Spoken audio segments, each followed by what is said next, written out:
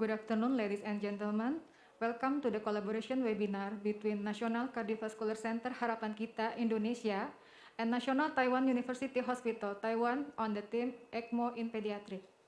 It is wonderful and such an honor for National Cardiovascular Center Harapan Kita having National Taiwan University Hospital and all medical experts gathered here. Before we proceed the program today, we would like to express our sincere gratitude to Dr. Iwan Dakota, PhD, President Director of National Cardiovascular Center Harapan Kita Indonesia. Dr. Diki Fahri, PhD, Director of Medical Services, Nursing and Supporting NCVC Harapan Kita Hospital. Dr. Basuni Radi, PhD, Director of Human Resources, Education and Research, NCVC Harapan Kita Hospital. Dr. Yin Xiong Chen, Director of Cardiovascular Center, Department of Surgery, Division of Cardiovascular Surgery, National Taiwan University Hospital. Dr. Chi Shin Wong, Senior Consultant of Department Surgery, Division of Cardiovascular Surgery, National Taiwan University Hospital. Honorable distinguished speaker, respected delegates, distinguished medical professional, and everyone here. The first agenda is opening remarks from NCVC Harapan Kita President Director. Without further ado, please welcome Dr. Iwan Dakota, PhD, to deliver opening remark. The time is yours. Well, thank you very much for the giving opportunity, dear colleagues, Board of Directors of the National Taiwan University Hospitals. Here we also join with us the Board of Directors of National Cardiovascular Center Harapan Kita. On behalf of the Board of Directors of National Cardiovascular Center Harapan Kita, we are very happy holding this kind of meeting, very important meeting, collaboration between Harapan Kita Hospital and NTU, National Taiwan University Hospital. As we know that we have a close collaboration over the past 2 years, when we signed the MOU between two institutions, Harapan Kita Hospital and NTU last year. Then we have a close collaboration in terms of services as well as for the research and educational and training, as we have already sent a couple of doctors and nurses to Taiwan. We hope that this very important meeting, which is emphasized on the ECMO. I think that ECMO is very crucial right now. With or without the COVID pandemic, the ECMO is very crucial as well as in our center. And we have already known that NTU has a lot of experience. I think that NTU is one of the institutions who has a very large loading case applying the ECMO all over the world. So that's why by holding this kind of meeting, we hope that we can learn from the NTU experience in terms of the ECMO applications. We do, thank you very much to Professor Chi Shin Wang, who will give the lectures about the ECMO. Hopefully that we can get a lot of things based on the NTU experience. And we have also our expert, Dr. Eva, who will talk about the ECMO in pediatrics. Last but not least, we do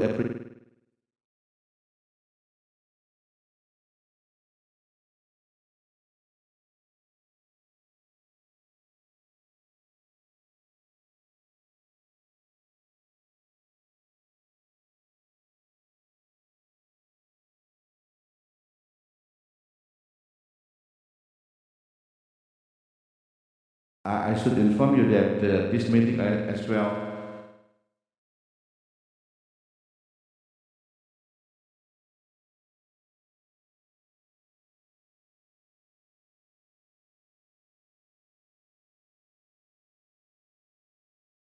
very important for us to improve our competition and collaborations. Hopefully that a couple of hours we will have very important lectures from both sides. Thank you very much for giving opportunity, and good afternoon. Thank you, Dr. Iwan. Today, we have a moderator for this scientific session, Dr. Cindy Elvira Boom, PhD. Dr. Cindy is a senior consultant cardiovascular anesthesiologist and CVC Harapan Kita Hospital, and also head of education and research department. Please welcome Dr. Cindy. The time is yours.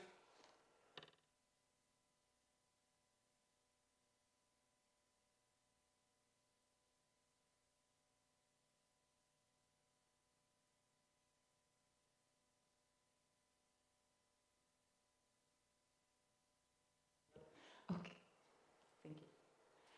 The Honorable Dr. Iwan Dakota, Head Director of National Cardiovascular Center Harapan Kita, Jakarta. Dr. Eva Miranda Marwali, Pediatric Specialist, and our inviting speaker from National Taiwan University Hospital, Dr. Chi Hsien Wang, distinguished doctor and medical practitioner from all over Indonesia, perfusionists, resident, fellow student, nurses, and ladies and gentlemen. Welcome to our webinar today. Good afternoon. Assalamualaikum warahmatullahi wabarakatuh. I welcome you to all this prestigious webinar.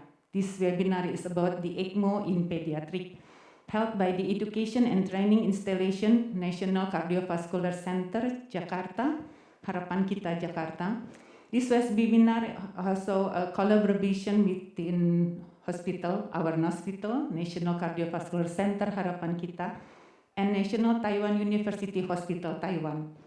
In this occasion, we shall have the outstanding presentation from our two prominent presenters, whom I believe will share enrich our insight and knowledge regarding the ECMO and pediatric patient. Before the presentation begin, allow me to introduce the presenter. Our first presenter is Dr. Eva Miranda Marwali. Dr. Eva Miranda Marwali, PhD, MD. She is a pediatrician. She is a staff physician in Pediatric Cardiac ICU National Cardiovascular Center Harapan Kita Hospital in Jakarta. Also outstanding faculty in Department of Cardiology and Vascular Medicine, Faculty of Medicine, University of Indonesia. Dr. Eva finished the education and courses, several courses and education. In 1993 as a medical doctor, and 2002 in resident in pediatrics, 2003 fellow in neonatology, and also a 1-year clinical fellow in pediatric ICU in University of Toronto, Canada, 4 years of PhD program in University of Indonesia, and in 2015 pediatric emergency and intensive care consultant program in University of Padjadjaran, Indonesia. Now Dr. Eva from February 2004 is a staff physician in Pediatric Cardiac Intensive Care Unit in National Cardiovascular Center Harapan Kita. The professional society in Dr. Eva was a member of Pediatric Cardiac Intensive Care Society. Also, she is a manager of Pediatric ECMO in our hospital. Now, Dr. Eva held several studies, and today, as a multi-center study, she held a ECMO CARD study as a multi-center study. I think my introduction is enough for Dr. Eva. I will give the floor to Dr. Eva to deliver his presentation. Dr. Chi, we would like to apologize to you because our audience, most of them is Indonesian, and then maybe Dr. Eva will deliver the speech and the presentation in Bahasa. If you don't mind, Professor Chi? Okay. Okay, thank you very much. Dr. Eva, please, you have the floor.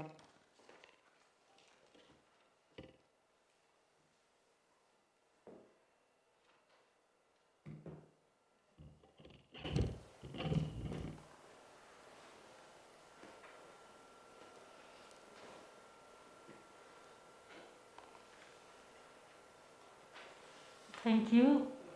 thank you, Dr. Cindy, Dr. Iwan, that had given me the chance to present a presentation about ECMO in Harapan Kita, and also thank you, Dr. Chi, that want to share your experience from Taiwan.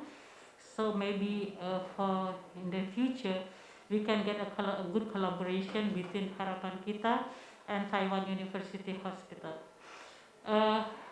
If you don't mind, I would like to present my presentation in Indonesia in Bahasa, because most of our participants is from Indonesia. I'm sorry that it's not you feel not good because of that. So because I will start my presentation in Bahasa. Assalamualaikum warahmatullahi wabarakatuh. Terima kasih pada semua partisipan yang telah masuk dalam webinar kita hari ini. Hari ini saya akan mempresentasikan mengenai ECMO pada pediatrik yang tentu saja ya akan kita sharing juga mengenai pengalaman kita ECMO di Harapan Kita. Saya akan menerangkan lebih detail mengenai apa itu ECMO, fungsi ECMO apa, kemudian tujuan, indikasi, serta apa sebenarnya yang sudah kami kerjakan dalam ECMO di ECMO di Harapan Kita.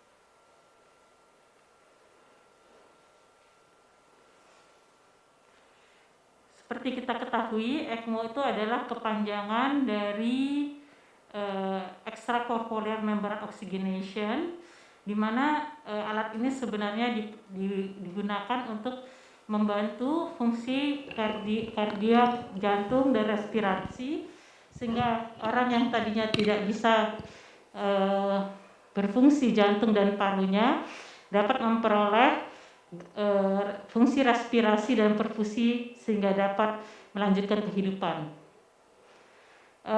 Fungsi dari jantung dan paru buatan ini bisa kerjanya adalah mengambil darah dari tubuh, kemudian dilakukan pemompaan ke arah oksigenator yaitu paru buatan, sehingga darah tersebut mengandung oksigen dan dikeluarkannya CO2 dan dikembalikan lagi ke dalam tubuh.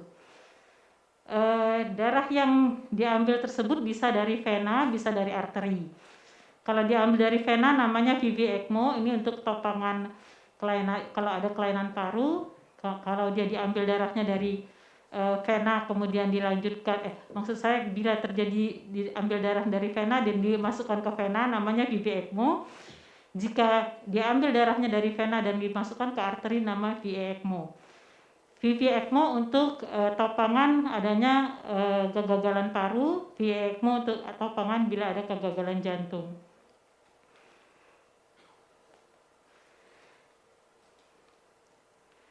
Nah ini saya rasa slide-nya belum jalan. Ini ada delay kelihatannya.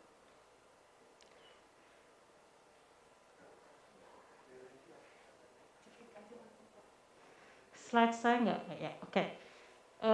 Maaf ada delay dari jaringan sehingga slide saya tidak muncul. Di sini kita lihat bahwa sejarah dari ECMO itu udah sejak tahun 1693, di mana Jim Baptist pertama sekali melakukan percobaan pada kambing, di mana darah dari manusia itu dimasukkan ke kambing tersebut. Jadi seperti mengerjakan seperti mengerjakan transfusi tapi seolah-olah dengan kambing, tapi kemudian mengembalikan lagi ke manusia. Namun hal ini tentu tidak mungkin.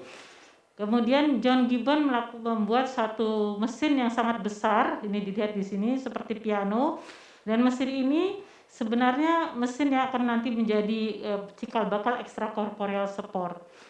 Nah, pada tahun 1950 baru manusia menemukan mesin pintas jantung paru yang sekarang disebut dengan CPB, cardiopulmonary bypass, yang dikerjakan di kamar Oka.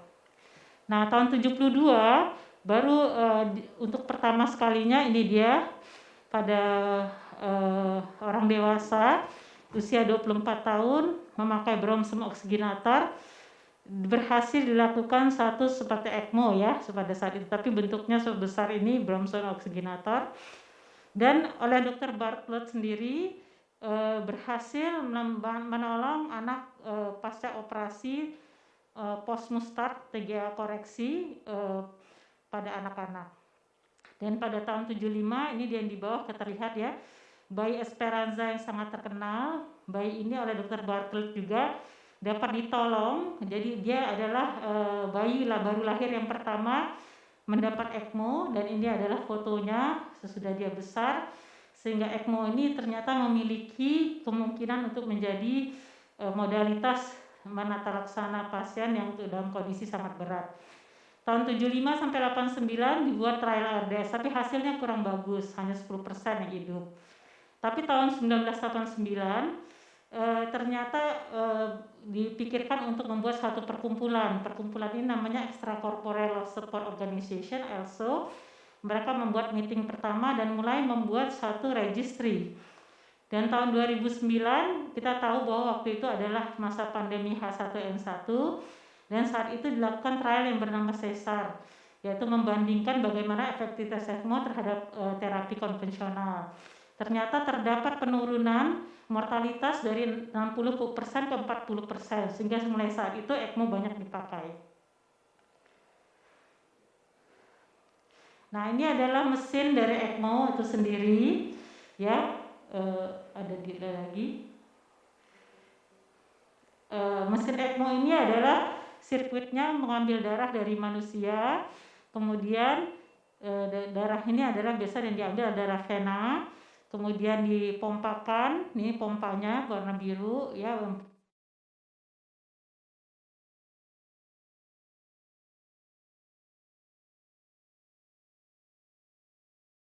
diberikan oksigen, darah yang melewati pompa oksigenator ini dapat diberikan oksigen dan CO2-nya bisa dikeluarkan, sehingga darah yang merah ini adalah darah yang sudah teroksigenisasi dan bisa kembali lagi ke pasien.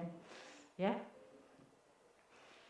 sebenarnya halnya sangat simpel tapi akhirnya jadi kompleks kalau kita lihat nanti ya.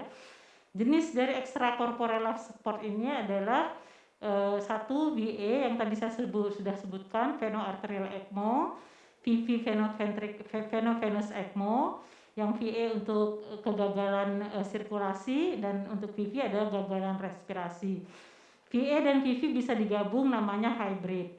Kemudian ini organ donasi adalah EDCD, yaitu Extended Donation for Cardiac Death. Ini dipakai untuk mempreservasi jantung pada orang yang sudah meninggal, sedemikian sehingga tetap baik di ECMO orang tersebut yang sudah meninggal tersebut, kemudian darahnya jantungnya diambil untuk diharvesting untuk didonorkan pada orang lain yang masih hidup. Nah, ini CPR adalah satu CPR yang berujung dengan terjadinya pemasangan ECMO, namanya eCPR. Kemudian modalitas lain yang dari ECLS ini adalah ECOR, extracorporeal CO2 removal. Di sini CO2-nya bisa dikeluarkan, ya, tapi tidak lebih mengutamakan pengeluaran CO2. Indikasi ECMO sendiri, tadi kan saya sudah sebutkan bahwa adanya kegagalan jantung dan paru. Tapi kegagalan jantung dan paru itu perlu diingat sifatnya berat dan refraktor, baru dipasang ECMO. Tapi kita harus tahu yang di ECMO itu harus reversible, mungkin harus balik kembali, dan ada waktu di mana dapat dilakukan terapi yang lain, ya. Ada 4 strategi primer yang harus dipikirkan kalau memasang ECMO. Apakah ECMO itu untuk satu penyembuhan, jadi artinya menunggu penyembuhan penyakit, atau ECMO itu untuk satu jembatan untuk dilakukan ventricular assist device, artinya satu extracorporeal life support lain yang bisa membantu fungsi kontraksi jantung. Kemudian merupakan jembatan untuk melakukan organ transplant. Yang lain adalah kemungkinan jembatan untuk melakukan memutuskan mau kemana, apakah mau recovery atau bridge to bridge atau ke organ transplantasi. Nah, kontraindikasi dari ECMO sendiri, sebentar maaf, saya rasa harusnya indikasi dulu. Nah, ECMO indikasinya adalah kalau pada kondisi gagal jantung memiliki kriteria, terutama apakah biasanya dibagi atas apakah dia ada hubungan dengan bedah jantung atau tidak ada hubungan dengan bedah jantung. Kalau hubungannya dengan bedah jantung, untuk menolong pasien-pasien yang dalam kondisi serangan jantung rendah sebelum operasi maupun sesudah operasi. Dan yang lainnya adalah kondisi di mana pasien yang tidak bisa lepas mesin jantung atau pada kondisi yang kritis pada saat dilakukan kateterisasi. Etiologi ECMO juga bisa dikerjakan di luar kondisi bedah jantung, yaitu terutama kondisi pasien shock. Shock itu bisa berupa shock kardiogenik, shock distributif atau obstruktif. Shock dapat ditandai dengan terjadinya hipotensi, peningkatan laktat, dan penurunan saturasi vena. Dan pemakaian nootropik yang berlebihan menunjukkan bahwa pasien tersebut membutuhkan ECMO. Selain itu, ECMO seperti saya bilang tadi juga ditujukan untuk kondisi cardiac arrest, namanya ECPR. Jadi kondisinya adalah ECMO itu sebenarnya harusnya antisipasi tapi bukan reaktif. Maksudnya sebelum terjadi cardiac arrest seharusnya pasien sudah di ECMO. Nah, pada kelainan respirasi itu terdapat beberapa kriteria, yaitu kriteria ini ada masalah nih. Oke. Kriterianya adalah PaO2 per FiO2. Kenapa jalan sendiri, Pak? Oke. PaO2 per FiO2 kurang dari 60 sampai 80. Kriteria oksigen indeks, yaitu oksigen indeks di atas 40.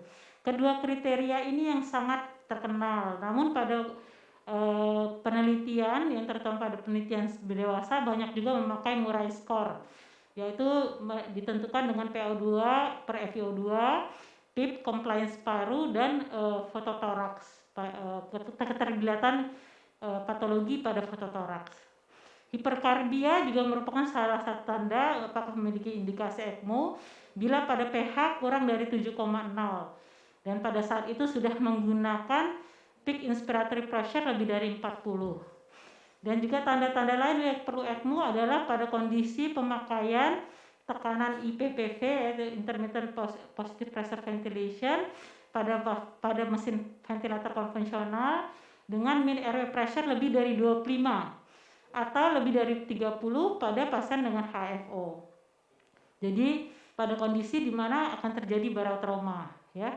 Kemudian kriteria yang lain ini banyak dipakai pada dewasa, yaitu adanya SAT intrapulmonal yang lebih dari 30-50% dengan FiO2 lebih dari 0,6. Kemudian memang dikonsiderasi kalau sebaiknya ECMO itu dikerjakan pada saat pasien itu dalam kondisi kurang dari 7 hari dalam mechanical ventilation, jadi nggak boleh terlalu lama menunggu.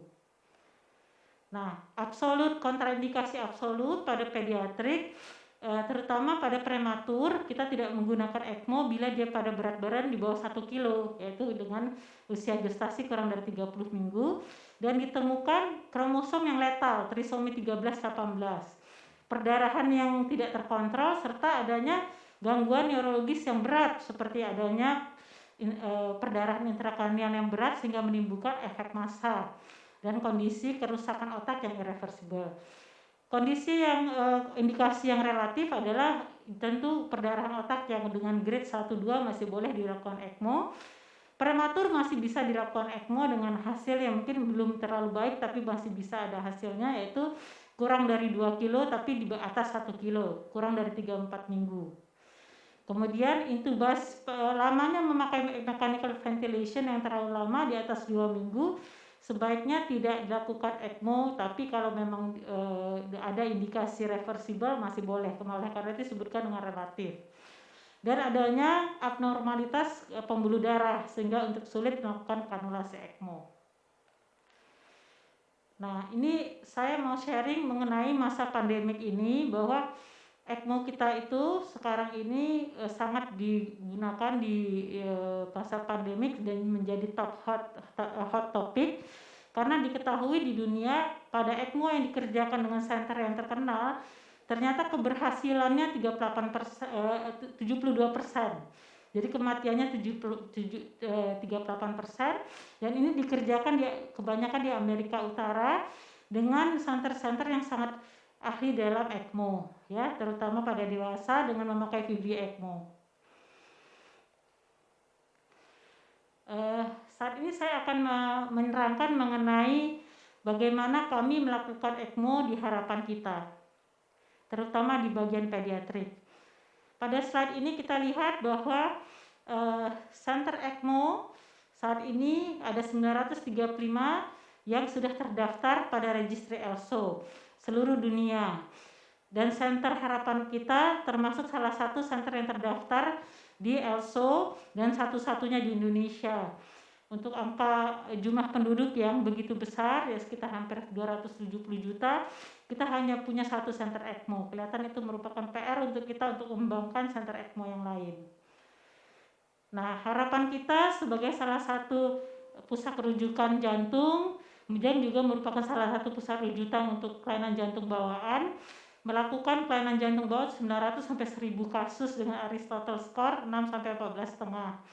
Dan kami memiliki bed 16. Dengan bed 16 ini kami juga mengerjakan ECMO.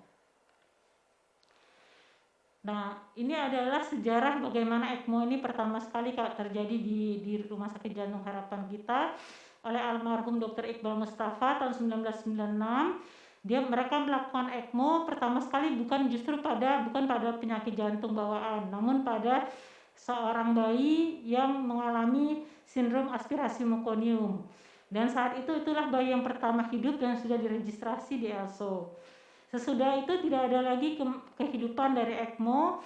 Baru kemudian tahun 2009 kami melakukan lagi program ECMO. Kebetulan saat itu saya baru pulang dari Toronto dan kami berusaha untuk membentuk tim ECMO. Ternyata kami memperoleh untuk pertama kali kehidupan di tahun 2009, yaitu anak ini adalah anak dengan tetralogy of Fallot dan post-op bitisan, kemudian mengalami crash, mengalami CPR, kami kanulasi ECMO dan berhasil.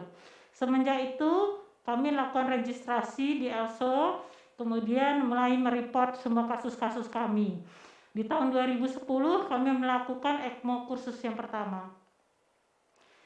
Nah, untuk harapan kita sendiri, kami tidak melakukan ECMO untuk paru, tapi ECMO untuk jantung. Oleh karena itu namanya VA ECMO, yaitu Veno Arterial ECMO. Dari tahun 2009 sampai 2016 terdapat 64 kasus dengan indikasi VA ECMO-nya adalah untuk 66,7% adalah gagal CPB, 28,1% ICPR, dan memang ada kelainan paru seperti perdarahan paru yang ada hubungannya dengan masalah koagulasi, tapi tetap dilakukan VA ECMO, ya.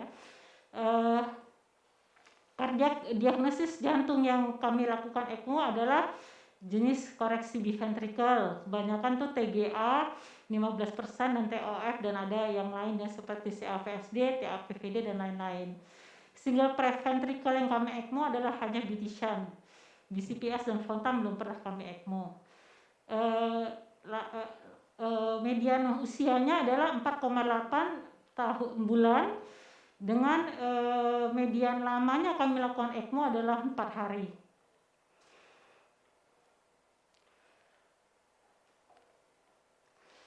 Nah, ini adalah hasil dari registry yang kami laporkan dari ELSO, bahwa kami melakukan ECMO mulai gencar-gencarnya di tahun 2012 sampai 2015 puncaknya.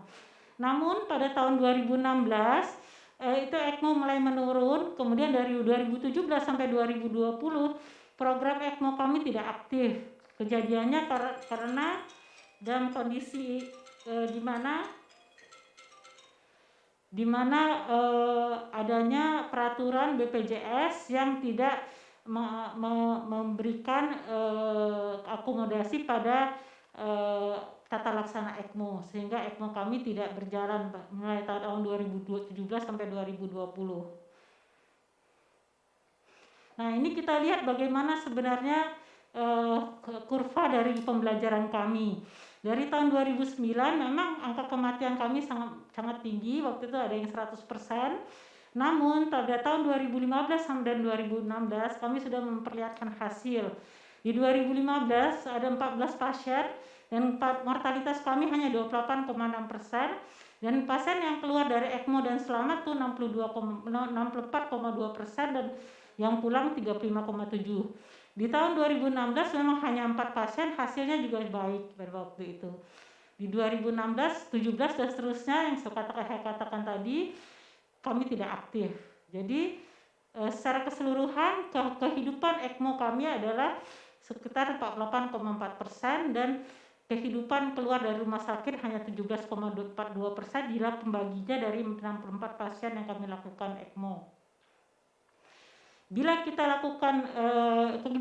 lihat dari registry ECMO yang secara internasional di mana dilakukan di 450 negara, kita lihat khusus untuk pediatrik neonatal ECMO adalah memiliki angka kehidupan yang sangat besar, yaitu 73%.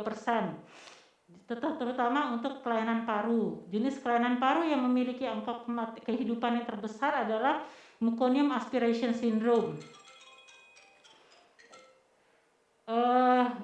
Meconium aspiration syndrome pada saat ini tidak terlalu banyak dilakukan ECMO karena sudah terdapat teknologi lain yaitu HFO, gas NO dan surfaktan, sehingga walaupun angkanya cukup besar kehidupannya meconium aspiration syndrome, namun menjadi menurun penggunaannya di dunia.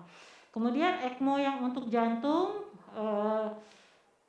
banyak dikerjakan baik pada neonatus maupun pada anak, itu sekitar 40-50% kehidupannya, dan rata-rata dikerjakan di penyakit jantung bawaan. Bila kita melakukan perbandingan hasil 2015 sampai 2016 pada 18 kasus yang kami sebutkan tadi, ternyata hasil ECMO Rumah Sakit Jantung Harapan Kita dibandingkan ELSO adalah sebanding, dengan kehidupan keluar ECMO itu sekitar 50-85%. Kemudian kehidupan keluar dari rumah sakit itu sekitar 40-50%, baik anak maupun bayi baru lahir. Tak luput daripada masalah, kami tetap juga mengalami komplikasi dan kegagalan, terutama kegagalan terlihat pada yang kotak kuning, yaitu perdarahan otak, banyaknya infeksi sepsis, kemudian perdarahan paru, dan pasien mengalami dialisis. Namun hal ini juga dilaporkan di ELSO. Nah, ini adalah CT scan dari salah satu pasien kami yang mengalami perdarahan otak, dan sayangnya memang pasiennya akhirnya meninggal dunia karena perdarahan otaknya. Nah, saya mau melanjutkan dengan bagaimana kami menjalankan program ECMO kami. Ini adalah sejarah bagaimana mesin ECMO kami. Tahun 2005 kami melakukan ECMO dengan memakai mesin CPB yang berasal dari OK. Nah, banyak kegagalan karena tidak sesuai dengan mesin ECMO. Tahun 2005 itu mesin ECMO-nya tetap mesin yang CPB tapi dimodifikasi pompanya dengan centrifugal pump. Dan tahun 2009 kami sudah memakai centrifugal pump dan oksigenator tapi masih dari mesin CPB. Baru tahun 2010-2011 kami memakai semua hal yang bentuk ECMO. Namun kami di sini memakai sirkuit yang untuk oksigenator Medtronic silicone rubber yang tidak sesuai dengan usia, sangat besar dan kadang-kadang primingnya sangat besar, sehingga tidak heparin coated, sehingga perdarahan sangat banyak terjadi. Nah, ini adalah konfigurasi ECMO, mesin ECMO yang tahun 2011 sampai sekarang dan lebih baik. Kami bilang basic karena ini sangat-sangat sederhana. Di sini dapat dilihat dari venous cannula, kami memakai centrifugal pump. Tubing yang kami pakai sekarang heparin coated, kemudian centrifugal pump berasal dari Sorin Revolution dan ada juga dari Levitronic. Kemudian oksigenator yang dipakai adalah PMP hollow fiber oksigenator Sorin Lilliput 2. Dengan demikian kami mendapatkan priming dengan volume yang lebih sedikit dan setup-nya juga lebih gampang.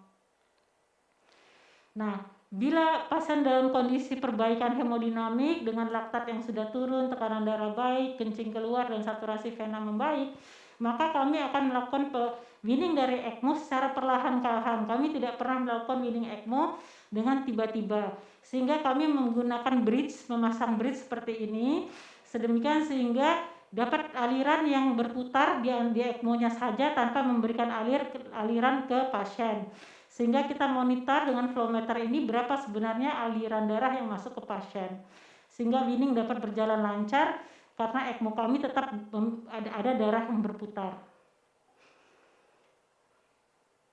Nah, kami juga mendesain ultrafiltrasi sendiri, di mana perfusionis kami melakukan dengan cara mengambil darah dari pos oksigenator, memakai satu pompa yang hemofilter pump. Di sini kita memakai roll pump, kemudian melewati hemofilter untuk terjadinya ultrafiltrasi, kemudian searing pump dipakai untuk mengatur berapa banyak ultrafiltrate yang akan terbentuk.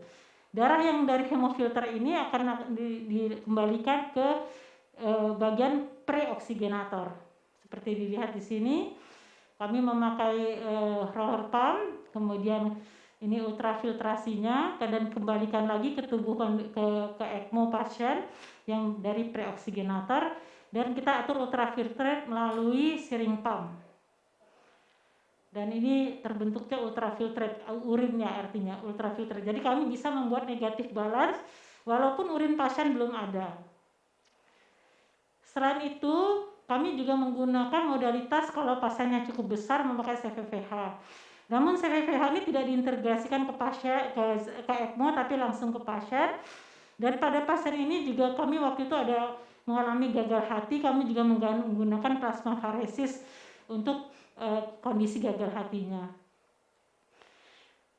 Semua peralatan ECMO kami telah letakkan di meja yang bersifat ada rodanya, dan ini adalah alat ECMO juga ada rodanya. Artinya bila ada pasien yang tiba-tiba membutuhkan ECMO, alat-alat yang kami simpan di OK ini dapat segera didorong ke bedside sedemikian sehingga bisa dilakukan pemasangan ECMO dengan cepat.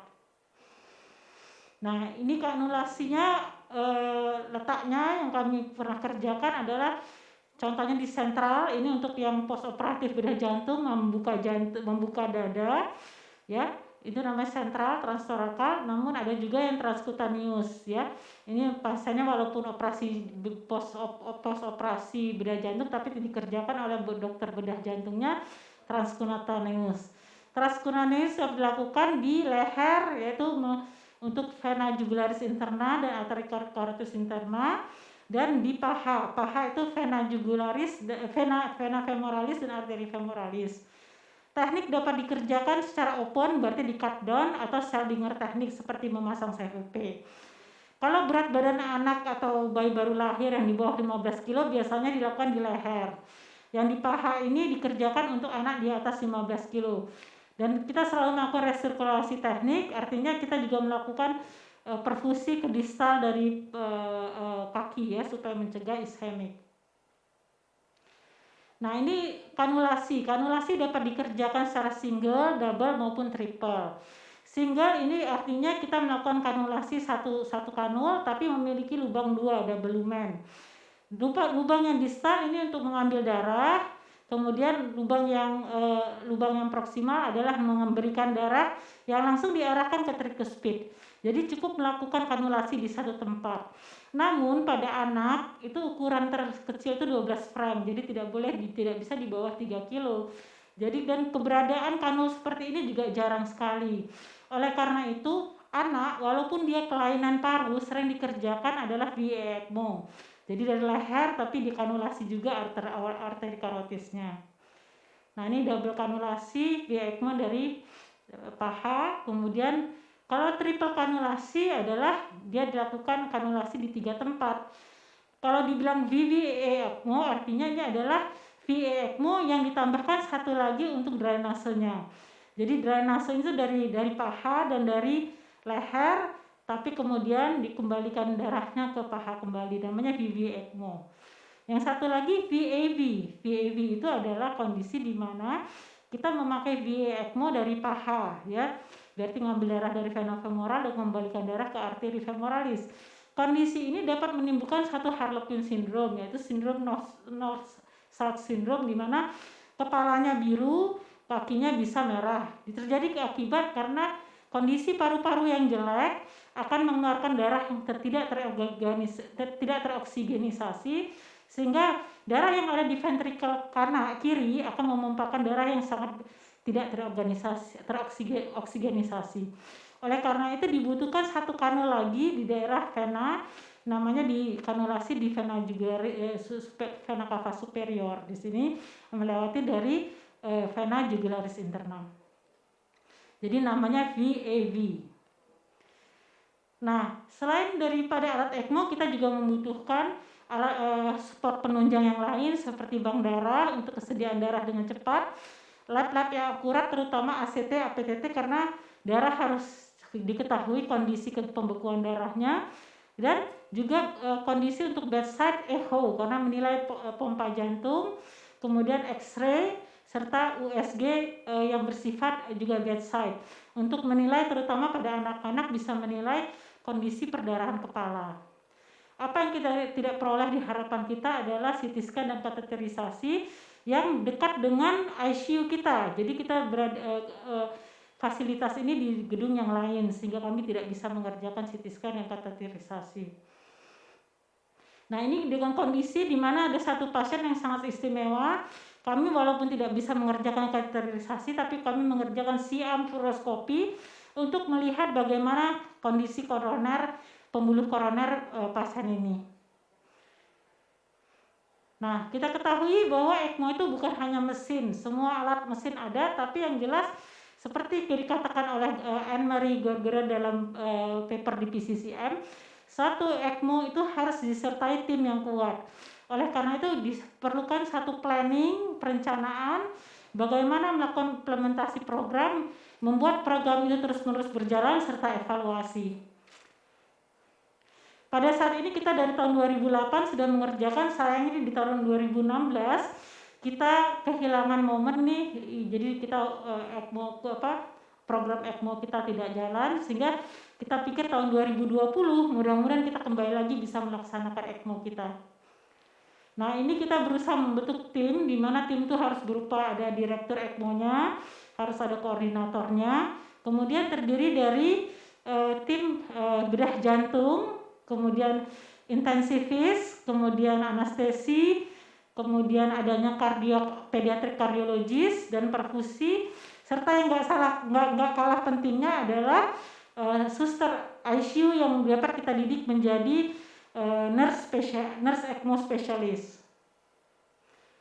Nah, di sini bagaimana kita harus membentuk satu steering group dulu, kemudian kita bikin basic model. Basic model itu artinya kalau ECMO itu sudah terpasang, siapa sih yang akan melihatkan, yang melakukan perawatan. Akhirnya kami membuat satu ICU nurse yang sifatnya menjadi ECMO nurse yang kerjanya 7 hari dan 24 jam terus menerus, dengan perbandingan bisa 1:1 atau 1:2 antara pasien dengan susternya. Artinya satu pasien bisa satu pasien bisa ada 2 nurse, tergantung kegawatannya. Yang in-house hanya intensivis, kardiologi, residennya dari kardiologi dan residen kardiotorakic surgery. Yang on call adalah perfusi, surgeonnya, bedahnya, pediatric kardiologinya, dan scrub nurse-nya. Nah, kita harus selalu melakukan satu meeting yang bersifat reguler karena untuk menilai bagaimana kerja tim kita, hasilnya, dan problem teknik apa saja. Selain itu kita harus melakukan training pada tim kita. Jadi setiap 6 bulan itu biasanya ada lectures pada saat ECMO kita aktif, serta wet lab yang dikerjakan sendiri. Artinya kita belajar bagaimana cara priming, bagaimana mengatasi troubleshooting, dan ini terutama untuk mengajarkan suster ICU saya untuk menjadi ECMO nurse. Kemudian kami juga mengirim dokter serta nurse sama perfusinya ke center-center dengan ECMO yang sudah maju seperti ke Taipei, National Taiwan University Hospital, ke Kanada, Toronto. Nah, ini adalah kursus kami pertama tahun 2010. Dan kursus kami yang kedua tahun 2016 yang dihadiri oleh Dr. Grammy McLaren dari Singapura yang saat itu sebagai Presiden ELSO. Dan setiap 6 bulan kami rutin melakukan simulasi yang dikerjakan oleh perfusi, kemudian dilihat oleh suster ICU saya. Kemudian ini juga yang paling penting, memang sengaja saya taruh bahwa kita melakukan benchmarking. Setiap saat kita bisa menanyakan masalah kita bila ECMO saat berjalan, terutama dengan dokter di Kanada, di Singapura, dan di Jerman. Nah, kami juga bagian dari Member of Large Steering Committee APLSO, dan di sini kita ikut dalam rapatnya di Gold Coast, dapat ikut beraktif dalam masalah-masalah apa dapat kita mintakan jalan keluarnya di sini. Dan kami juga melakukan research untuk tiroid dan ECMO, dan kami sudah melaporkan case reportnya, kemudian juga melakukan long term follow up dari hasil pasien-pasien yang hidup dari ECMO. Kemudian juga bagi kita ada bagian dari ECMO case study, yaitu menilai pasien-pasien yang corona kemudian masuk registry, dan kita adalah Indonesian Regional Lead Investigator. Dan bagaimana troubleshooting limitasinya? Jadi ECMO ini sudah terpasang tidak gampang karena selalu bermasalah, bisa bermasalah dari pasien, bisa dari perdarahan, bisa ischemic tungkai, dan bisa dari alat ECMO-nya sendiri, misalnya ada clot, ada udara, pompa terganggu, oksigenator terganggu, jadi tidak gampang. Bagaimana caranya? Yang caranya adalah kita harus melakukan monitor. Ini adalah hasil dokumentasi dari mesin untuk menilai bahwa benarkah ECMO kita berjalan dengan baik dan dengan jam per jam, sehingga kita bisa tahu bahwa RPM kita, flow kita ya, ada masalah bubble atau hipotermia dari catatan ini. Nah, monitoring ini yang penting di sini, kita lihat bahwa ini monitornya, bisa lihat bahwa pump flow yang kita pakai ada 150-200 cc per kilo untuk anak, dan negatif pressure yang selalu kita nilai adalah minus 10 sampai minus 30. Dan kita selalu mengecek bagaimana delta pressure, pre dan post oksigenase, dan juga saturasinya. Selain itu kita lakukan continuum monitoring dari suhu darah yang lewat ECMO, dan hematokrit serta saturasi vena. Target saturasi vena kami 65-75 menunjukkan kondisi yang baik ya. Kemudian continuum monitoring juga untuk melihat clot, udara, patensi tubing, dan koneksi-koneksinya apakah semuanya aman. Bukan hanya pada mesin, tapi yang penting juga dilihat pasiennya bagaimana. Dan itu sangat riskan sekali terjadi masalah klinis ya, masalah human error bila melakukan ECMO. Oleh karena itu kita harus memiliki pengetahuan yang cukup untuk bagaimana menjalankan ECMO. Jadi oleh karena itu kami punya formulir-formulir seperti ini untuk melihat bagaimana monitoring setiap harinya, dan monitoring ini dilaporkan lewat WhatsApp kepada grup ECMO sehingga semua orang tahu. Contohnya di sini kita lihat bahwa kami memaintain trombosit, APT, APTT targetnya sesuai dengan yang terlihat pada formulir ini. Kemudian frekuensi pemeriksaannya juga diorder setiap hari. Kemudian juga target-target apa saja yang kita inginkan, misalnya kalau ada blood loss yang berlebihan maka harus segera lapor pada konsulen. Juga urin yang targetnya bagaimana, negatif inlet pressure, serta balance cairan. Oleh karena itu kita sesudah ECMO kita berjalan pasti punya keterbatasan-keterbatasan. Untuk harapan kita, keterbatasan yang terlihat adalah karena ini adalah modalitas terapi yang sangat mahal, kemudian hasilnya juga masih dipertanyakan apa benar sih punya hasil. Oleh karena itu supportnya harus sebenarnya dari pemerintah maupun dari direktur rumah sakit. Namun karena BPJS, era BPJS di mana BPJS belum mensupport ECMO, maka mungkin kondisi seperti ini masih harus dibicarakan lagi. Kemudian protokol juga penting dikerjakan, jadi harus ada protokol yang benar-benar baik sehingga kalaupun ECMO dikerjakan tepat sasaran. Kemudian juga kita tahu bahwa ECPR kita tidak 24 jam, jadi ECPR pada kondisi di mana jam kerja. Hal-hal lain yang kami masih menemukan adalah efek samping ECMO sendiri seperti perdarahan kepala, infeksi nosokomia, lesi residual yang sering tidak terdiagnosis karena kateterisasi, dan gagal jantung yang terus terjadi walaupun dengan ECMO. Kemudian untuk mesin ECMO sendiri, masalah yang sering terjadi adalah ketersediaan alat habis pakainya yang sering tidak terimpor ke Indonesia karena polisi dari pemerintah yang belum mensupport untuk melakukan impor bahan habis pakai ECMO. Dan seperti saya katakan tadi juga masalah satu keterbatasan kami adalah kateterisasi dan CT scan yang tempatnya di gedung yang terpisah sehingga kadang-kadang memang susah kita untuk mendapatkannya. Oleh karena itu kita harus men-setting ekspektasi kita walaupun limited resource. Jadi kami membatasi indikasi kami hanya pasien bedah jantung yang reversibel dan merupakan jembatan untuk terjadinya recovery organ. Bila untuk pasien-pasien yang lepas mesin jantung serta ECPR atau kondisi low LCOS yang sangat berat. Sejak tahun 2015 kami hanya melakukan ECPR pada working hours, jadi pada jam kerja, yaitu dari jam 7:30 sampai jam 9 malam. Di luar itu tidak dilakukan ECMO karena hasilnya nggak baik. Oleh karena itu kita harus tahu bahwa timing itu sangat penting kalau melakukan ECMO supaya mendapatkan hasil yang baik. Nah, izinkan saya untuk men-sharing salah satu kasus kami yang baru saja dikerjakan dengan mesin yang mungkin hanya satu dan itu juga expired dengan oksigenator yang kami sterilkan. Nah, kami pikir kami bisa melakukan dengan kondisi yang sangat terbatas ini. Ini adalah seorang bayi usia 6 bulan, bayi wanita, bayi perempuan.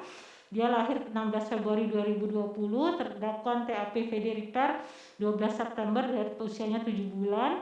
Ternyata ada masalah waktu setelah operasinya dengan kondisi sindrom curah jantung rendah yang sangat berat karena CPB yang panjang dan perdarahan yang sangat banyak.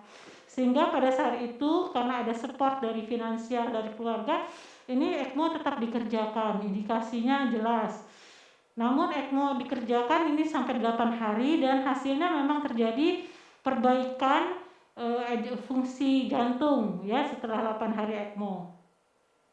Nah, kita bisa lihat di sini bahwa terdapat gerakan dari jantung yang bisa kita lihat pada posisi pengambilan short axis ya, bahwa jantung di sebelah kiri ini pada saat sebelum ECMO dan 5 hari dalam ECMO maka gerakan jantungnya lebih baik ya. Nah, ini kita lihat juga gambaran flow chambernya sebelum dan sesudah ECMO dengan ejection fraction sebelum ECMO hanya 20% dan pada ECMO dia menjadi 70% dan pasien ini pada saat itu juga punya masalah paru-paru sebelum ECMO. Seperti ini gambarannya, ada paru kiri yang lebih putih daripada kanan.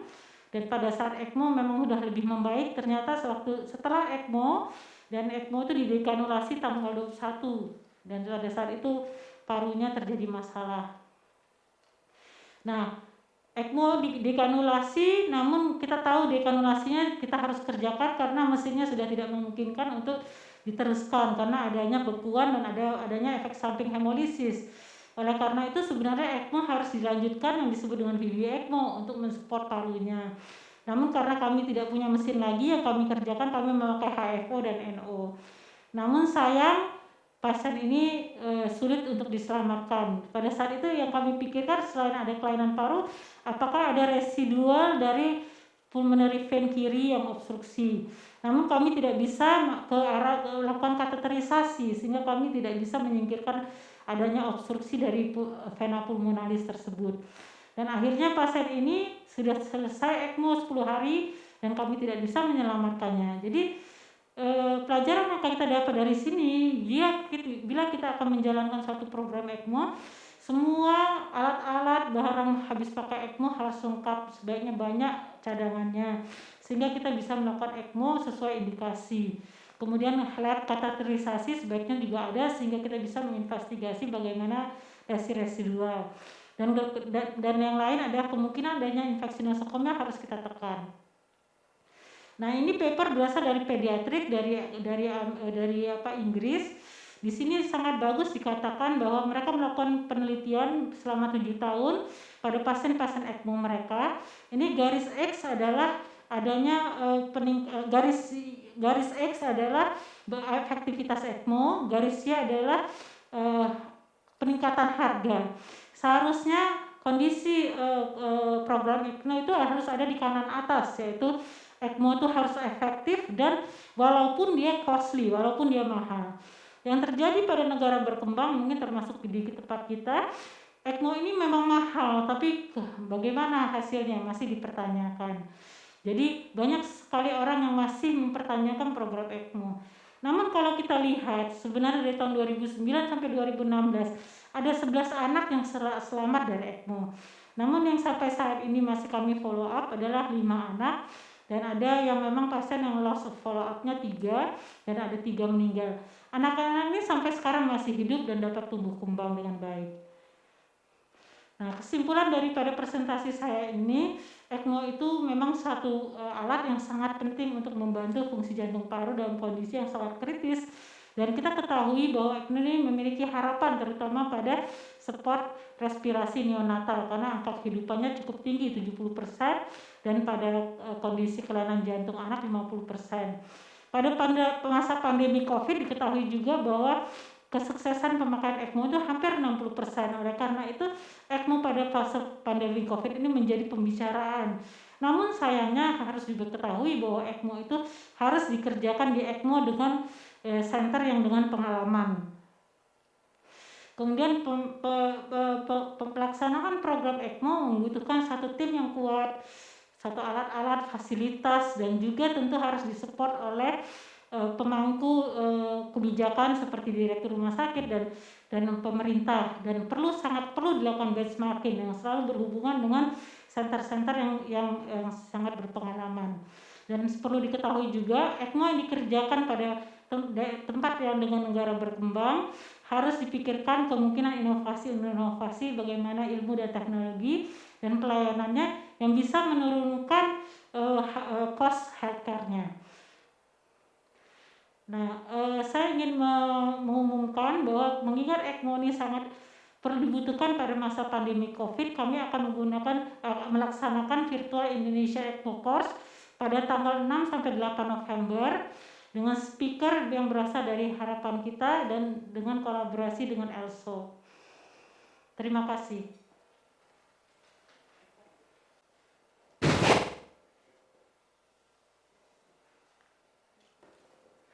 Okay, thank you very much, Dr. Eva, for your detailed presentation about the ECMO.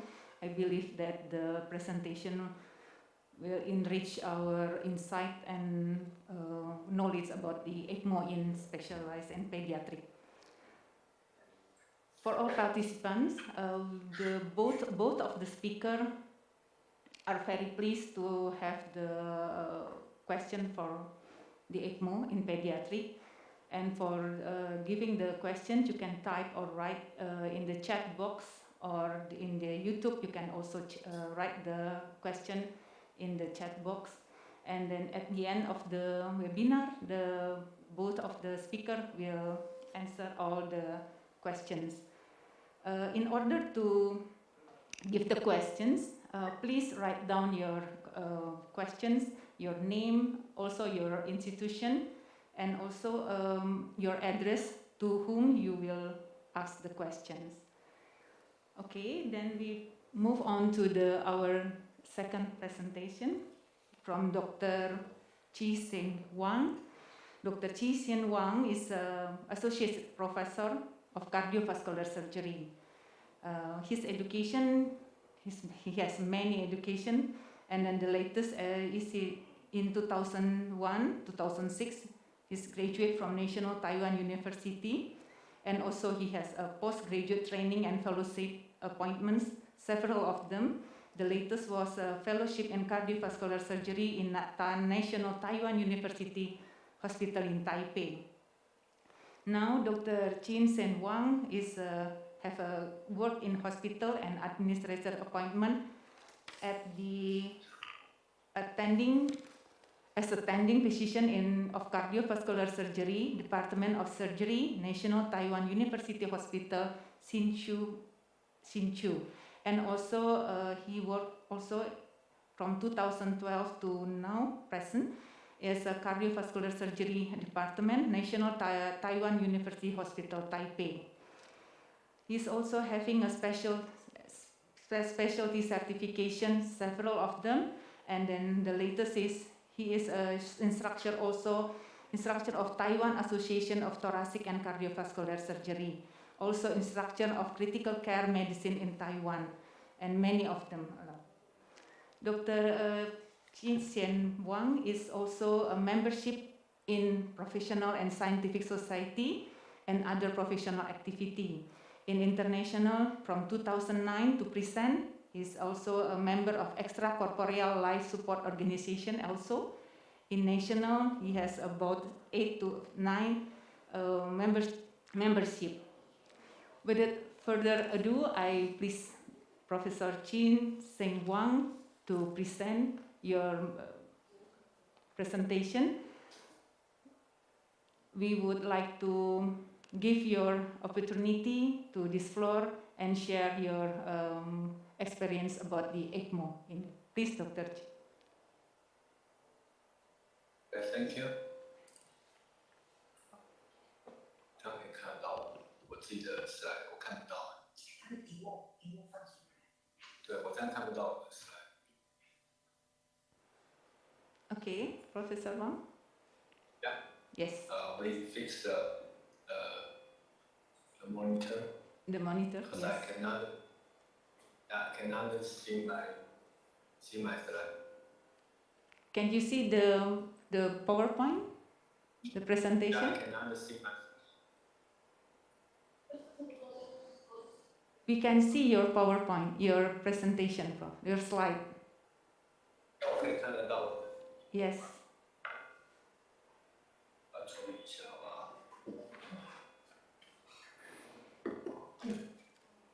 不要看到我自己啊。看不到自己。我这样子，所以我看不到对面。Okay. So, good afternoon, everyone. Thanks, moderator, to introduce me. I'm Dr. Wang. Comes from National Taiwan University Hospital, Taipei, Taiwan. So is that clear? Okay. 看不清楚吗？ Is that clear? I just make sure everybody can see my slide. Yes, we can see clearly. Yes. Okay. Thank you. Okay. So National Taiwan University Hospital, we established it since 1895. At that time, actually, Taiwan was governed by Japanese government at that time. And then nowadays, we are a university hospital located in Taipei City. We have more than 2,000 beds. Did over 1,000 open heart plus 2,000 vascular surgery per year. We have 12 cardiovascular surgeons. And we started our ECMO program since 1994, and nowadays we already operate more than 3,000 rounds of ECMO. So when we talk about our development of ECMO program in our hospital, we thanks to Professor Ko. He's the mayor of Taipei City, and Professor Chen he was chairman of EPI also during 2018 to 2019, and he is now our chief of cardiovascular center. We developed our programs from adult to pediatric, so it's different from the USA or different from other hospitals in the world. And we started our program from cardiac and then moved to respiration. And we did ECPR very early, in a very early period. So now this is our auto registry till 2020. We registered more than 2,000 cases, and our ECPR result was survival to discharge rate was 32%. and we are one of the largest ECMO centers in the world. So actually, ECMO is very famous and very popular in Taiwan. For example, in 2015, there were about 8,000 ECMO runs registered in ELSO. In Taiwan, we have 1,400 rounds of ECMO at the same year. That means that the ECMO runs in Taiwan is about 20% of the ELSO.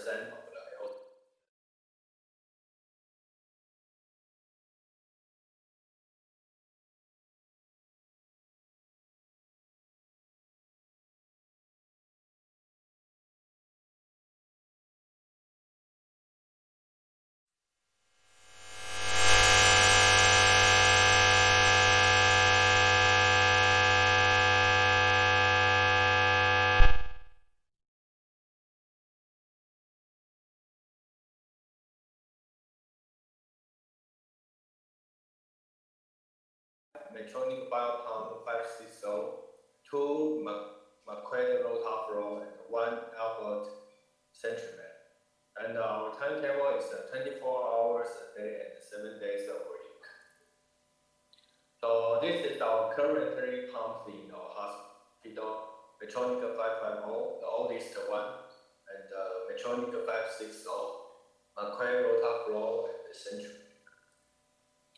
So we know that already introduced that ECMO mode, VA ECMO to support the heart and the VV ECMO to support the lung. So we already know that.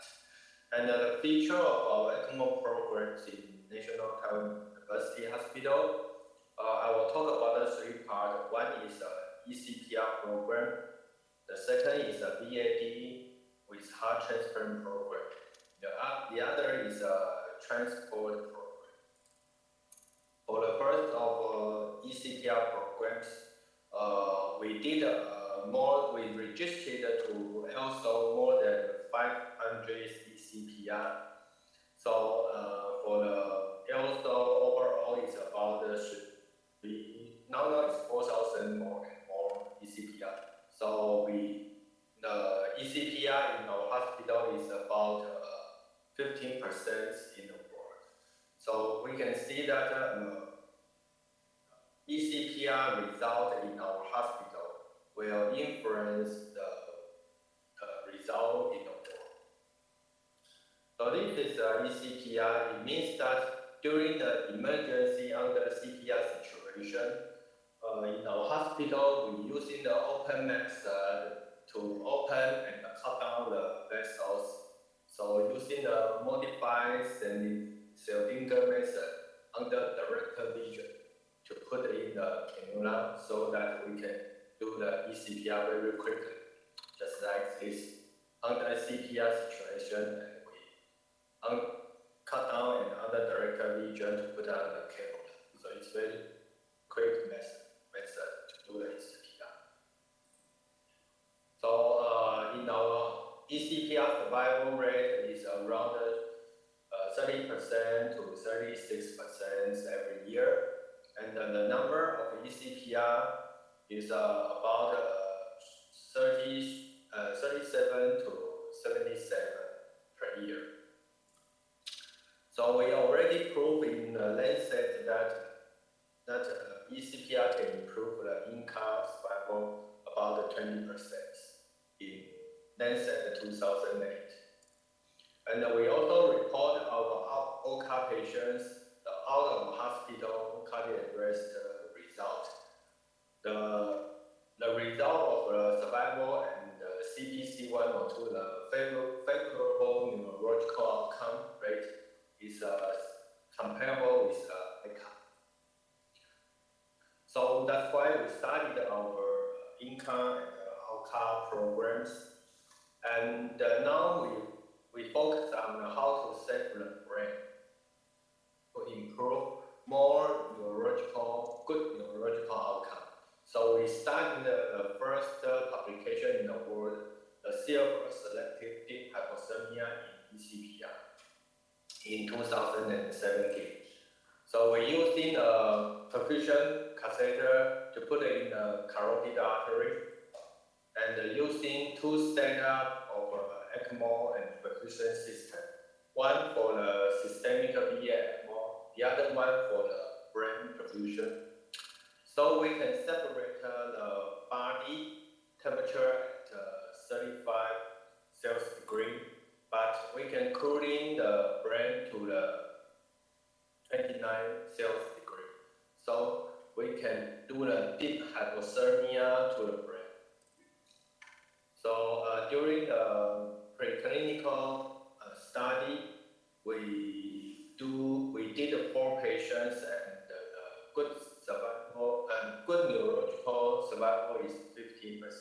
The overall survival is 75% for the OCA patient. So it's much better than the historical record in our hospital. So now we are conducting a clinical trial to validate the impact of the cerebral selective deep hypothermia in OCA patients. This is the IRB from our government. The second part I will talk about is VAD with heart transplant program. So we know that usually we implant the adult VA ECMO from the femoral access. So using the femoral vein or put the cannula in the right atrium for the drainage cannula, and the femoral artery for the perfusion cannula. So we can did it by percutaneous or by open method. It's very easy to set up even in CPR status or cardiogenic shock. But however, it can only provide partially cardiopulmonary bypass cardio output. So the flow range is just about 2 to 4 liters per minute. So as early in 1990s, in our hospital, we started to modify the VA ECMO to the VAD. So we're using the centrifugal pumps or rotary pumps or even roller pump. So we drainage the blood from the left heart, from the left atrium or from the left ventricle, and perfuse to the aorta with sometimes with the graft deposition, sometimes using direct cannulation. So this is the pictures took in 1990s in our hospital. We can see that we're using the roller pump or using the centrifugal pump to modify from ECMO to let them become a left ventricular assistant device. So we can drainage from the left heart by using left atrium drainage via right upper pulmonary vein or sternotomy or the right anterior thoracotomy. Or we can drainage from left ventricle via an anterior echo of the left ventricle from sternotomy or left anterior thoracotomy.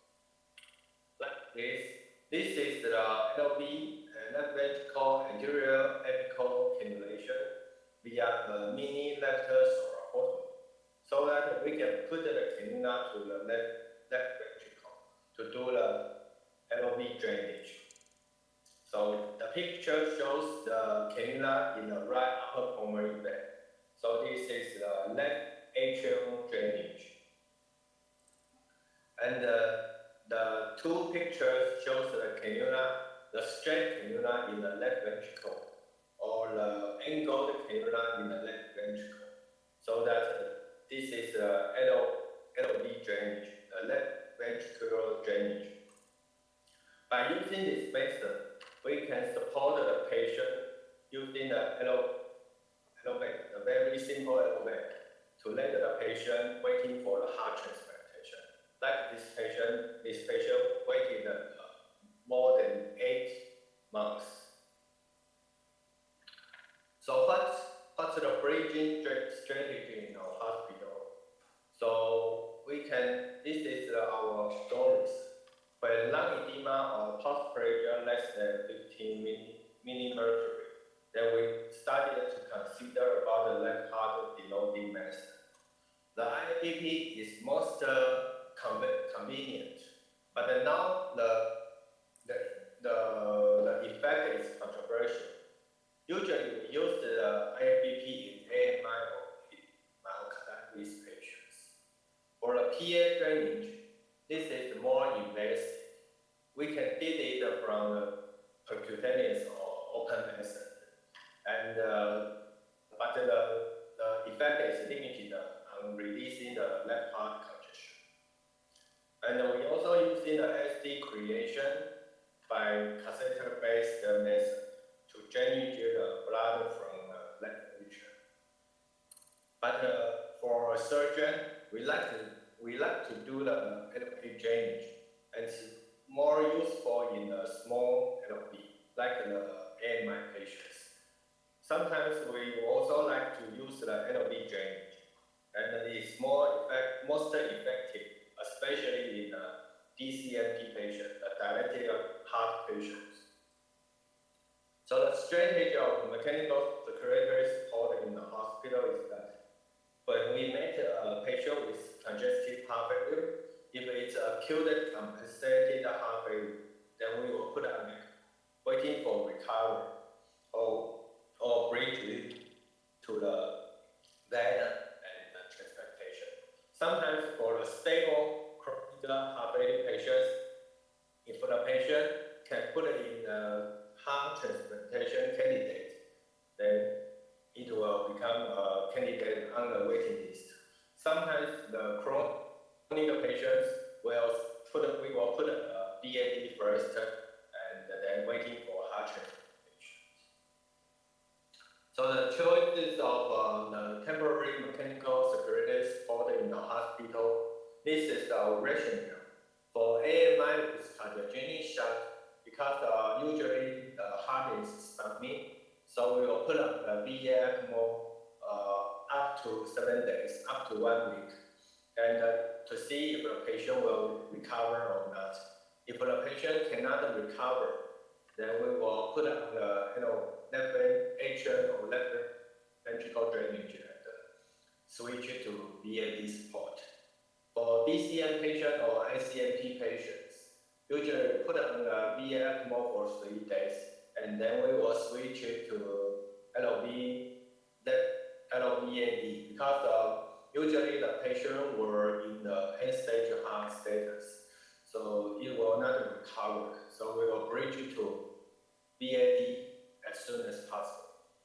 For myocarditis, usually these patients are self-limited and will recover, so we will put on the VA ECMO first and waiting for a longer time, usually up to 2 weeks, to see if it will recover or not. If it will not recover, then we will bridge it to elevate or bypass and put on waiting list. And the final part is our hospital ECMO features or the transport system. As earlier as in the roller pump period, like this very big roller pump, about 30 years ago, then we can using the roller pump to transport in intra-hospital. So we can do the operation, we can go to cath lab, or we can do the CT by using the roller pump. And when the technique improved and we started to using the centrifugal pump, we can start the ground transporter in our countries. And we put all the things in a very small package, a luggage, and put a patient and our pump on the wheel. And nowadays we can also use the air transporter to transport the patient internationally, and by using the modern type of ECMO, the cardiac. So we can fly usually fly to in Asia, like to China, to Japan, or to South Asia to retrieve our citizens back to our countries by using a cardiac. And in our country, we also have a high speed rate. So we also have exercise on the high speed rate to transport our patients. So this is the demonstration in the high speed rate system. So in conclusion, the ECMO program, although it's a time-consuming program and it's a labor-intensive program, it's a technique-dependent program. But however, compared to the value of a human life, we think that it is not a money-wasting program. So we encourage every hospital and every system to have their own ECMO program to save more lives. Okay, and the final picture is that AP Asia Pacific also will be held in 2021 next year, and we hope that at that time the COVID-19 will stop, and we welcome everyone to come to Taiwan to join us. Thank you very much. Okay, thank you very much, Professor Wang, for your distinguished presentations. I believe that this is enrich our knowledge about the ECMO in pediatric. Now we move to our discussion session. I would like to ask the presentation, Dr. Eva, to join us here, and then we will answer all the questions that have been typed in the chat box.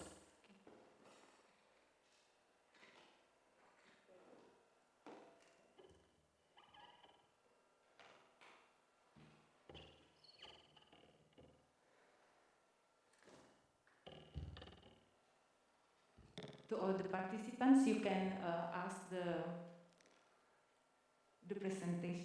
presenter to anything about the ECMO in pediatric, or maybe in the ECMO in adult patient, maybe how to build the ECMO team and also something like that. Then both of them will try to give their best to answer the questions. Is there any question from the participant? No? Okay. Then I will ask Dr. Eva first. This is my questions. I will ask in Bahasa and both in English. Dr. Eva, in your opinion, what is the most or the biggest problem in your experience during that 7 or 10 years experience in ECMO that limit the ECMO successful in this ECMO experience, mostly in pediatric, please? Thank you. Okay. Thank you very much, Dr. Cindy. Let me try to answer the questions. It is really struggling to have an ECMO program in a limited resource, especially like in Indonesia here, because the support of the funding is not there for the ECMO. So ECMO maybe can be success is support with maybe with the private funding. Like if you got a patient that can pay for the ECMO and then by themselves, maybe the ECMO can be reach the goal, the good success. And the other thing is about the policy of ECMO in Indonesia, where government is not supported for import the disposable ECMO tools. Some of oxygenator pump head cannot be imported because of the regulation that makes it hard to import this kind of thing. Yeah? And maybe the director of the hospital, like Harapan Kita Hospital, actually can help to import it by the system called SAS, and it can be emergently imported to Indonesia by emergency. I think right now Department of Health, Indonesia Department of Health Service right now supported ECMO program for COVID-19. I heard that they try and then started buying a lot of machine, but one thing that I need you all to notice, it's not about the machine, but also you need to build a good team and a very good knowledge about ECMO. It's almost the same like if you got a very luxurious car, but you cannot drive it, you're gonna have a very bad accident. Thank you. Okay, thank you very much, Dr. Eva. This is the common problem in our country, that maybe the funding is still a problem in our country. Professor Wang, how about you and your ECMO team in your country? I think maybe in the earliest ECMO team that you are built, you have the same problem with us. How you manage that problem, Professor Wang? Maybe you can share your experience. Professor Wang?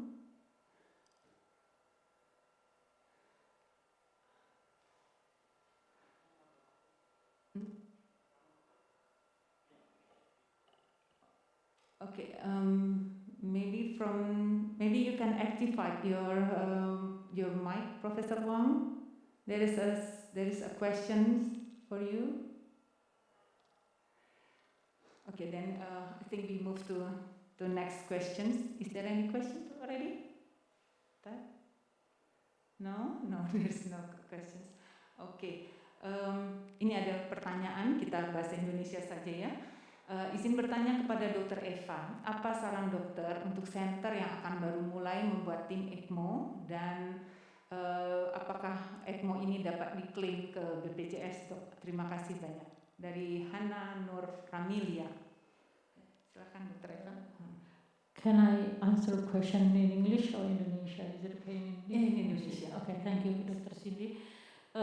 Jadi memang benar masalah dari ECMO ini sendiri sampai saat ini belum di-cover BPJS. Tapi saya lihat mengingat kita dalam pandemi COVID-19, saya memiliki pemikiran mungkin pemerintah akan mensupport kita melakukan ECMO, terutama untuk pasien-pasien COVID-19 kita yang kelihatannya sampai saat ini kondisinya belum ada perbaikan, sehingga kemungkinan ledakan pasien-pasien yang buruk yang membutuhkan ECMO akan meningkat. Namun hal ini kita kembalikan kepada kebijakan pemerintah. Namun sampai saat ini belum di-cover oleh BPJS. Yang kedua, mengingat kondisi pandemi COVID, sebaiknya memang kita harus memikirkan bagaimana membuat center-center baru ECMO di seluruh Indonesia. Oleh karena itu kami memulai dengan membuat suatu kursus nanti tanggal 6 sampai 8 November, mungkin akan dibatasi pada center-center yang kemungkinan mempunyai sarana dan fasilitas serta manpower yang bisa dijadikan center ECMO. Contohnya center itu memiliki bedah jantung, memiliki perfusi, dan memiliki kardiologi, seperti itu. Jadi seperti center PJT yang bisa menjadi center ECMO di Indonesia. Can I talk in English? Yes. To make Professor Shi understand what I'm talking? So there is a question: how actually a new ECMO center can be grew in a country with limited resource? So I answer this. Actually, we can do it. First, we have to do the course, and then we get in touch, and then we can get very good and get the machine. But benchmarking is really important. So the Harapan Kita Hospital can guide all the center in Indonesia. But the center in Indonesia should be fully support with perfusionists, cardiac thoracic surgeon, and then the cardiologist, and then also the intensivists that can manage the ECMO machine. That's my answer, my question, my answer. Okay, thank you very much, Dr. Eva. The next question is from Dr. Ferdinand Sembiring. Dr. Ferdinand asking if the ECMO is not available for the BPJS patients service, so it will be difficult for patient to access and to the hospital to perform in sufficient volume. For non-BPJS patient, could you describe the cost estimation for the patient, Dr. Eva? The cost, the one package for the ECMO. Okay, the cost of the ECMO machine itself and then the service, it will cost around 200 million rupiahs. This is the lowest that we have seen. It's only like 5 days run ECMO, but in my experience, the ECMO run can be like 7 or 10 days. It can cost around like 400 to 500 million, but in average, the cost will be around 300 million rupiahs. I think the BPJS will rethink again whether they want to afford that kind of funding for us to run an ECMO program. How about you, Professor Wang? In your country, how about the estimation of the cost for the ECMO if you run the first time? Sorry, participant, I think Professor Wang cannot hear us. Maybe from National Taiwan Center you can unmute, maybe? The speaker is on already? No, there, not us. They're already on. Professor Wang, are you still there?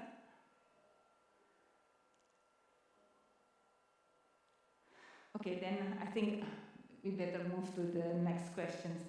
Our next questions, tolong diangkat ke atas, Pak.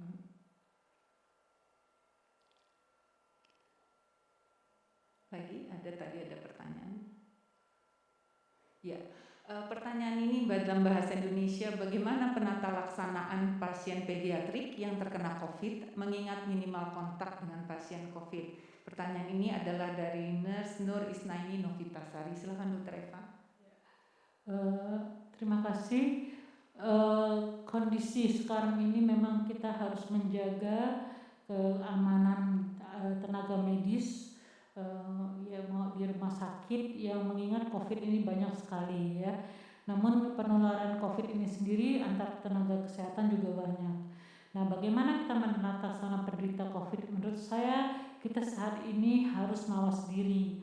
Jadi setiap orang harus memakai yang disebut dengan 3M ya, masker, menjaga jarak dan mencuci tangan. Nah, untuk pasien-pasien penderita terkena COVID, kami memakai APD level 3, terutama untuk kondisi di mana di ICU, yang kemungkinan juga tindakan-tindakan yang bersifat airborne itu banyak sekali, sehingga semua tenaga medis kami memakai APD level 3. Untuk ECMO sendiri, bila dilakukan tindakan ECMO pada pasien COVID, itu kita memakai APD level 3. Di seluruh dunia melakukan seperti itu, dan insya Allah sampai saat ini dikatakan dengan APD level 3 tenaga medis masih aman. Terima kasih. Oke, terima kasih banyak Dr. Eva. Sudah bisa? I have several questions for Professor Wang. Professor Wang, can you hear us? Professor Wang? Yes.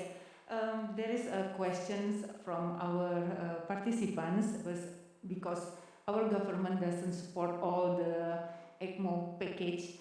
Then how is it happen also in your center in National Taiwan Hospital? They are fully support, the government fully support for the ECMO package when you runs the ECMO? Mm-hmm. You mean is there many ECMO centers in Taiwan? No, I mean how about the funding? How about who's support the fund? Needed to pay the cash or pay the money to the hospital, right? In our countries, our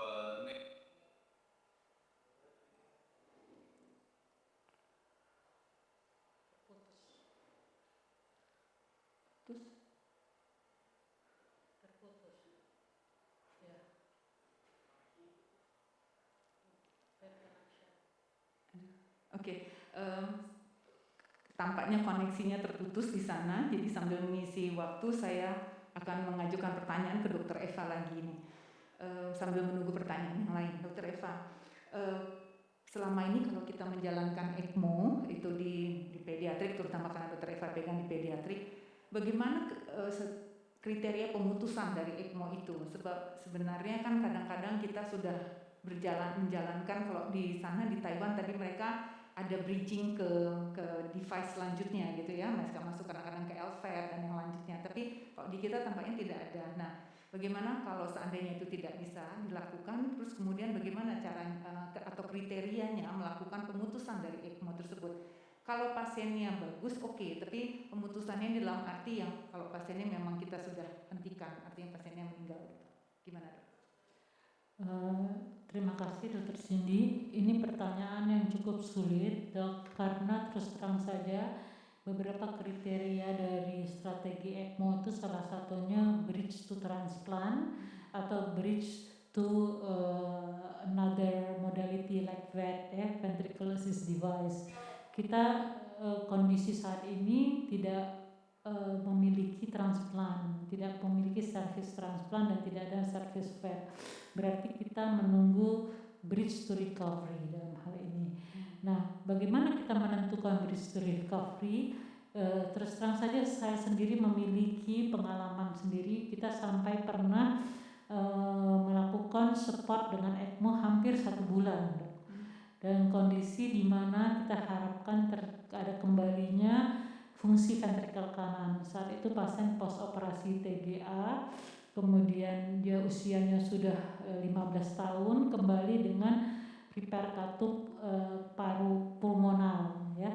Nah, pada sesudah terjadi repair katup pulmonal, terjadi gangguan ventrikel kanan yang cukup berat sehingga masuk ke ECMO. Namun pasien itu tetap dalam kondisi yang membutuhkan flow ECMO yang tidak terlalu tinggi, Dok. Jadi berarti dan secara neurologis pasien itu baik. Akhirnya yang terjadi adalah kami mensupport cukup lama, hampir 3-4 minggu. Namun yang menjawab akhirnya adalah multi organ failure-nya. Jika pasien mengalami kejadian multi organ failure, maka secara etis kami tidak bisa lagi melanjutkan tata laksana ECMO tersebut. Namun bila dengan pemberian ECMO tersebut kita bisa mendapatkan perfusi organ yang baik, maka kami tetap harus mengerjakan ECMO, pasien dibangunkan dan dikanulasi percutaneous saat itu. Seharusnya seperti itu, dan pasien bisa komposmentis, Dok, dengan kondisi ECMO tersebut. Dan mungkin bisa dicarikan center di mana memiliki pelayanan transplantasi atau VAD, bisa ditransfer maksud saya. Namun kami saat itu tidak beruntung. Pada minggu ketiga keempat pasien mengalami multi organ failure. Itu salah satu yang saya foto yang ada plasmafaresis. Jadi dia mengalami gagal hati pada saat itu. Terima kasih. Terima kasih banyak Dr. Eva. Pengalamannya memang luar biasa.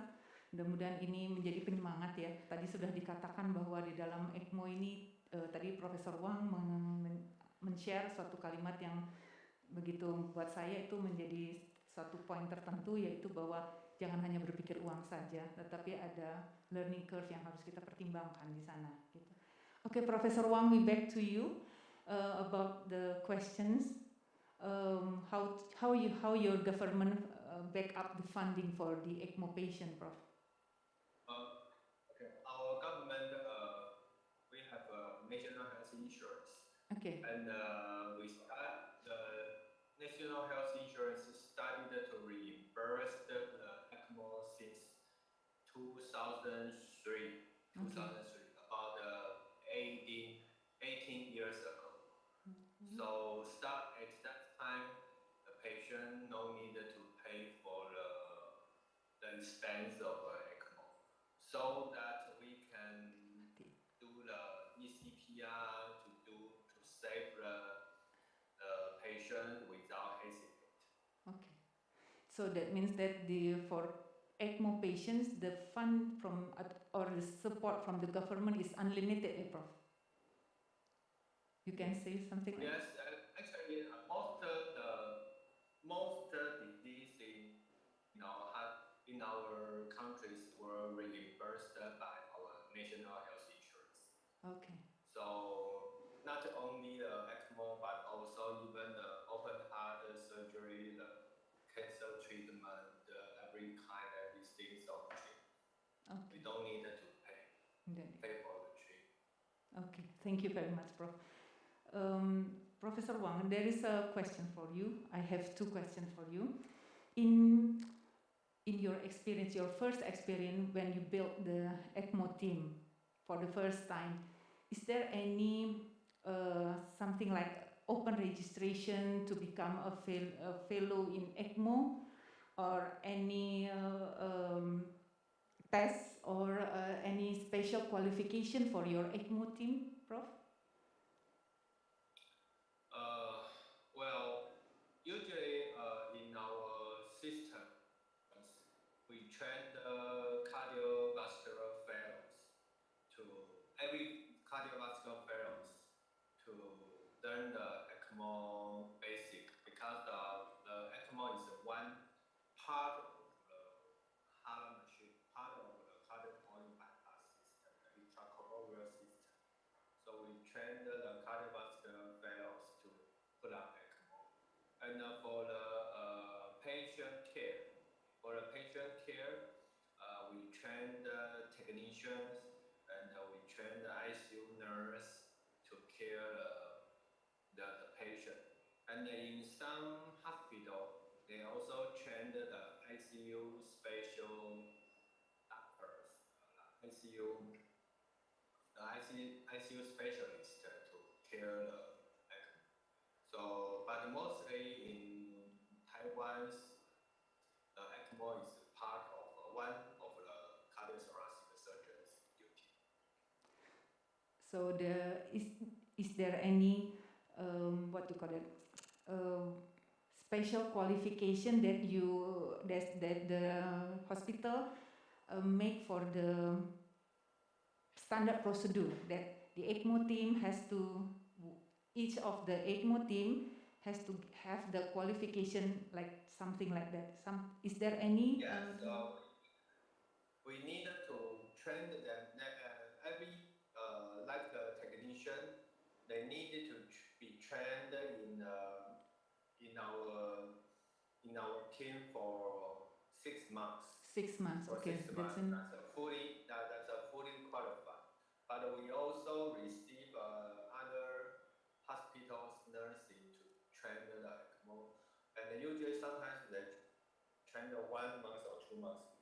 But now we studied our Taiwan ELSO program, and we now we have our special care of ECMO license, and this year will be the first year of the Taiwan ELSO's registry license, and we set a standard qualification. Every nurse will care 20 ECMO patients, and be trained in the ECMO centers for at least 3 months. So, and passing our writing contacts and license, the hand-on the contacts. After the passing the exam, then we will provide them the license and study it's a formal qualification of the ECMO cares in the nursing and in the technician Okay, thank you very much, Professor Wang. Do you have any experience running the ECMO in pediatric COVID patient? We would like to hear about that. Yes, we have a pediatric programs, and in our hospital, I manage the adult patients, and we also have Dr. Huang and Professor Huang and Professor Chen that manage the pediatric part. So we separate the two programs because we have a independent children's hospital in the other buildings, but the technician is the same. Yeah, we cross training and we work together. But for physicians, we separate. I just care the adult patients, and Professor Huang will care the pediatric patients. Okay. Do you have any experience of running the ECMO in COVID patient, Professor Wang, especially pediatric patient? Pediatric patient with COVID. Pediatric? No. With- we only have adult COVID-19 patients. Okay. Not Not in pediatric. Okay. And how you manage the patient with COVID? Manage the ECMO, I mean. Actually, I think it's in my experience, it's the same as BBS. It's the same. I just look at it as a severe ARDS, but I don't think it's different from flu patients. Okay. But of course, in flu patients, we have many antiviral drugs. But in the earlier period of COVID-19, we don't have the antiviral drugs, so we just supportive care and let the lung rest, waiting for it recover. So I don't think it's a very different from the other kind of viral pneumonia. Okay. Thank you, Professor Wang. Dr. Eva, if do you have any question for Professor Wang?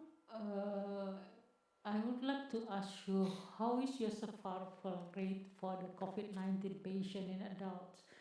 Because we saw in our also results, the mortality rate is only 38%. It means that this kind of treatment ECMO in COVID-19 is promising to help the severe COVID-19 condition. Can you share for us about the COVID-19, your COVID-19 patient with ECMO? Your experience. I mean, how is your survival rate for COVID-19 patient in ECMO?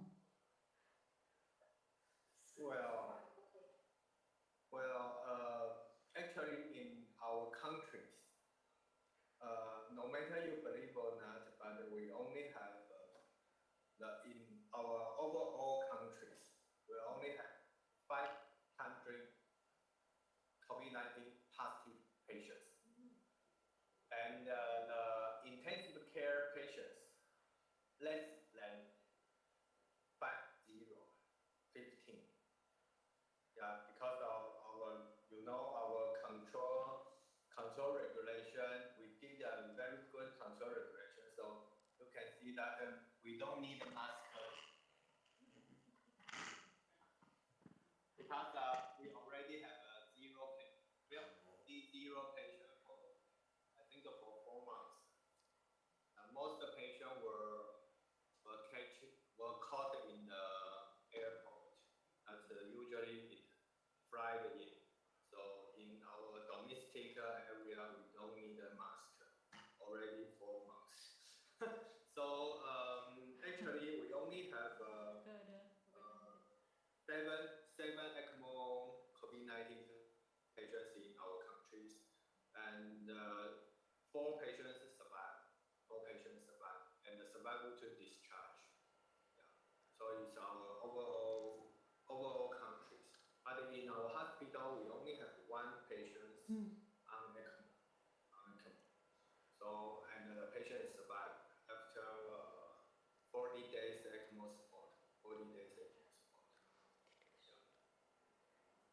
Prof. Thank you, Professor Pong. We hope that we are following you quickly about how to manage the COVID patient. Thank you very much. Is there any question from the audience, from this participant? Nggak ada? Oke. Udah nggak ada lagi, itu lagi. Okay, Professor Wang, I think we come to the end of our webinar. Thank you very much for both of you, the speaker that have delivered and shared their very much good experience about the ECMO in pediatric patient. We would like to say also thank you for all the participants, and also I am personally thank you very much to our perfusionists. We have to mention the perfusionists because in Rumah Sakit Jantung Harapan Kita, National Cardiovascular Center, our perfusionists play the good role, mostly of important role, running the ECMO team, and also Dr. Eva as the head of the ECMO team in Harapan Kita. Thank you very much for the informative and interesting talk, and also to the audience for your active participation. Hopefully that this presentation and this webinar will be beneficial to all of you. Thank you for your attention. Good afternoon. Wassalamualaikum warahmatullahi wabarakatuh. Waalaikumsalam. Thank you, Professor Wang. Send our regards to all of the colleagues in National Taiwan University Hospital. Thank you.